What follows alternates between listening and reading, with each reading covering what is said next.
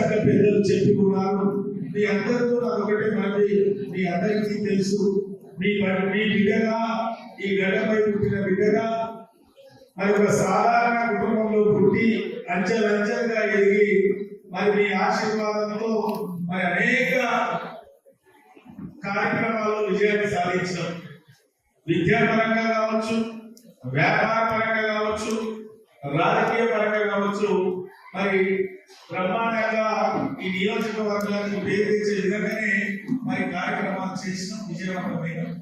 మరి ఈరోజు గత శాసనసభ ఎన్నికల్లో జరిగిన పరిణామాలు ప్రజలు దగ్గరగా చెప్పారు. అది వాస్తవం.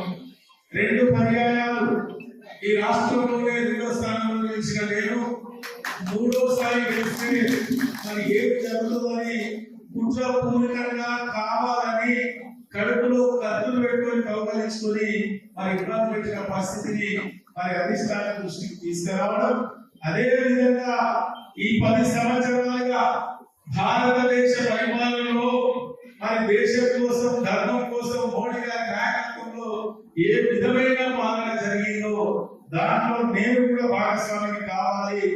ఈ భారతదేశం సుభిక్షంగా, సుభద్రంగా ఉండాలి అంటే మరి మోడీ గారు రావాలి అని దాంట్లో నేను కూడా చేరి మీతో ఒక నాయకత్వం పనిచేయడానికి సిద్ధంగా ఉన్నా.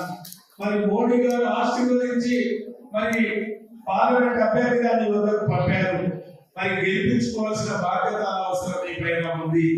గత పాలనలో సరి అయిన ప్రాథమిక విద్యను ఇంప్లిమెంటేషన్ లేకపోయినా మోడీ గారు దూరదృష్టితో మన వరంగల్ కావచ్చు, యావత్ భారతదేశంలో ఉన్న అన్ని రాష్ట్రాల పేద బడుగు బలహీన వర్గాల కోసం ఏం చేసిందో మీకు తెలుసు.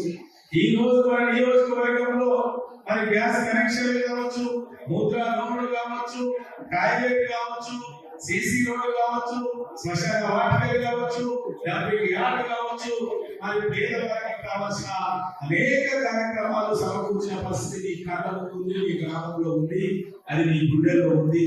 ఈ రోజు నగరానికి సంబంధించి అది స్మార్ట్ సిటీ కావచ్చు, అది హెరిటేజ్ సిటీ కావచ్చు, అది అమృత్ కావచ్చు, గిరిజన యూనివర్సిటీ కావచ్చు, ఫ్యాక్టరీ కావచ్చు, NHI రోడ్స్ కావచ్చు, NH రోడ్స్ కావచ్చు, అనేక కార్యక్రమాలు మరి ప్రధానమంత్రి గారు మనకు అందించిన పరిస్థితి.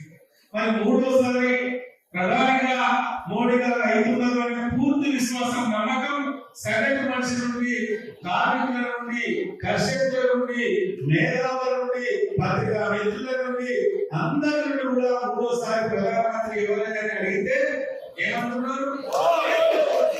మరి మోడీ గారు అంటున్న తరుణంలో మరి మోడీ గారు బలపరిచిన ఈ బిడ్డను మీరు గెలిపించుకుంటే, ఈ సోదరుడిని మీరు గెలిపించుకుంటే, ఈ తమ్ముడిని మీరు గెలిపించుకుంటే మరి ఏ విధంగా మన పార్లమెంట్ ఏ విధంగా అభివృద్ధి చేస్తుందో ఒక్కసారి మీరు ఆలోచన చేయాలి.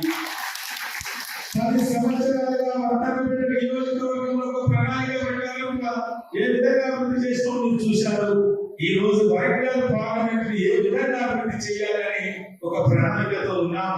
అది మహిళా సంఘాల ఆర్థిక అభివృద్ధి కావచ్చు, మా యువత కోసం స్కిల్ డెవలప్మెంట్ సెంటర్ కావచ్చు, ఐటీ హబ్ కావచ్చు, భూపాలపల్లిలో ఇండస్ట్రీ నాయకులు కావచ్చు, టెక్స్టైల్ పార్క్ అనుకుని అనేక ఉత్పత్తి కేంద్రాలు కావచ్చు, ఫుడ్ ప్రాసెసింగ్ యూనిట్స్ కావచ్చు, అనేక కార్యక్రమాలు రూపకల్పన చేస్తున్నాం.